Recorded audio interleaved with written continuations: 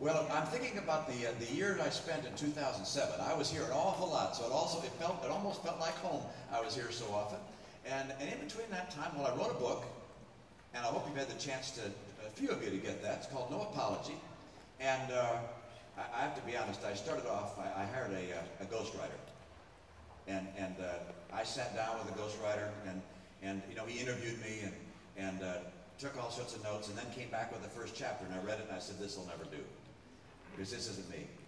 And so I went to work doing my own research and doing my own writing, and got a lot of help and input from others, as you might imagine, but I wrote the book myself, and that took a lot of time. I got the chance to go out and take it to the American people, and I'll continue to do that. And you'll see me more than you like, I'm afraid, in Iowa. You're going to see my face from time to time. And you're shaking your head. You can't see me too much, right? Thank you, Dad. I'm kidding. I'll be here plenty, and you'll get to know what I stand for. This is, look, Iowa plays a critical role in the process of selecting our nominee and selecting our president. You're first in the nation, and that's why we're here. Of course, I'm going to visit other states as well and make sure that my message is taken across the nation. And it's pretty straightforward. I believe in America. I believe that we got it right. I believe in free enterprise. I believe in freedom and opportunity. And I know when government gets too big, freedom and opportunity are the first victims. I believe in America. And I've had the experience to understand how America works and how to put Americans back to work. And so that's a message you're going to hear here in Iowa. And it's a message that I'm going to take across this entire country, because I want not only to win in Iowa and everywhere else across the country, in all 50 states. I'd like to win if I could, but in the final analysis, I want to win that final race and say to Mr. Obama, you're a nice guy. We like you. You have a lovely family, and you've done your best. But frankly, it's time for somebody who understands how this country works, and I'd like to be that person. Thank you.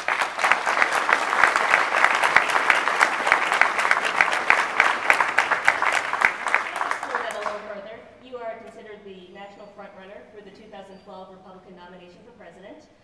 News broke out last night that you will officially announce your candidacy June 2nd in New Hampshire. Why not Iowa? Is Iowa not going to play a major role in your campaign? Well, you have to have one place, and it's next door, of course. And it's an early state, New Hampshire is, as you know. Last time around, by the way, we had a big announcement. Don't know whether you saw that. Big stage in Michigan with cars behind me, flags and so forth, and in Dearborn, Michigan. And then we got on a private jet that we rented and flew around from state to state to state. Very expensive. Times are a little different right now. These are lean times for a lot of Americans. And if you want to run a smart campaign, I think you need to be lean as well. So I'm not going to be flying all over the country and making a big falderall. And instead, I'm going to focus on getting my message out there. And my guess is you'll have plenty of opportunity to see me. I care about Iowa. I care about every state in this country, and I care about the American people. And I'm going to do everything in my power to be successful in this race and to win it. And that is what my attention and focus will be. And I know that keeping a lean campaign is part of winning in the final analysis. Thank you. And by the way, I'm here today.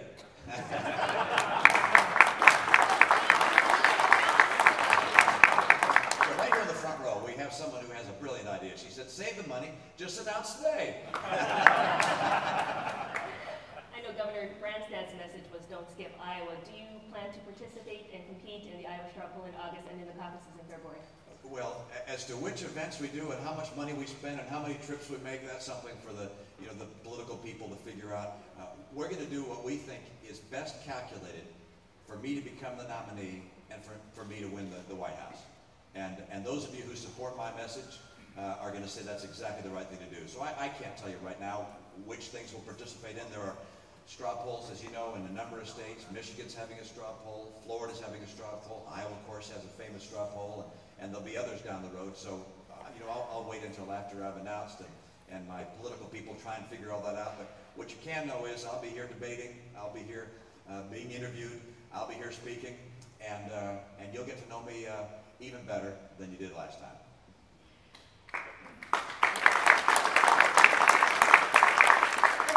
Earlier in 2008, you placed second in the Iowa caucuses with 25% I of the remember. vote. Well, all right. What makes you a better candidate this time around? It's interesting. right now, the issue that Americans are most concerned about happens to be in my wheelhouse. Right now, the issue that I hear when I go across the country is who can get this economy going again and create better jobs for me and for my kids. I was with a number of college students the other day and said, how many of you got jobs? These are people just coming out of college, and about half had jobs. And the number of young people coming out of college who expected a bright and prosperous future beginning with the graduation are now really surprised to see that those jobs haven't been there.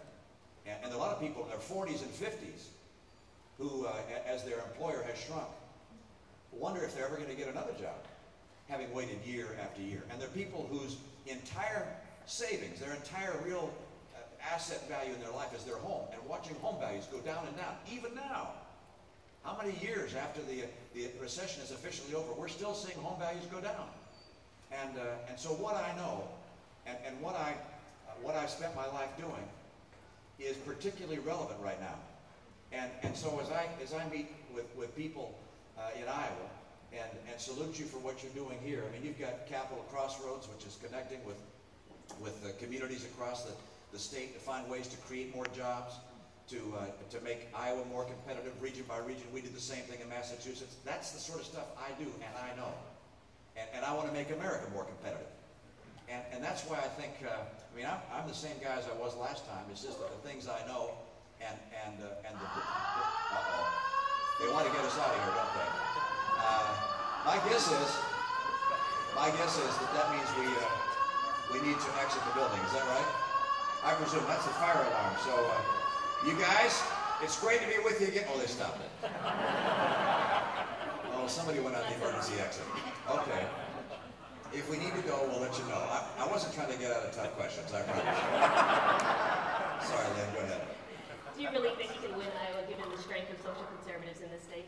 Do I think I can win Iowa? Can I win Iowa? Yeah!